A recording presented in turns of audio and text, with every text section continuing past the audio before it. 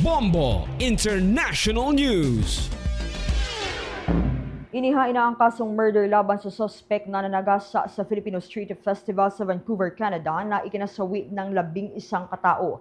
Kinasuhan ng British Columbia Prosecution Service ang suspect na si Kai G. Adam, 30 anyos, residente ng Vancouver ng 8 bilang ng second-degree murder at posibleng madagdagan pa ang kanyang kinakaharap na kaso. Humarap ang suspect sa korte at nananatiling nasa kustudiya ng local authorities. Ayon yan sa mga prosecutors. Nauna naman na isinantabi ng mga investigador ang posibilidad ng terorismo sa malagim na trahedya. Una rito, dose-dosena din ang nasugatan sa insidente kung saan ilan sa kanila ay kritikal ang kondisyon. Sa ngayon, hindi pa inilalabas ng mga otoridad ang mga pangalan ng mga biktima. Base naman sa investigasyon ng mga otoridad, pumasok ang isang lalaking nagmamaneho ng kanyang black SUV sa May Filipino Street pasado alas 8 ng gabi noong Sabado, Abril 26 at sinagasaan ng mga taong dumalo sa Lapu-Lapu Day Festival.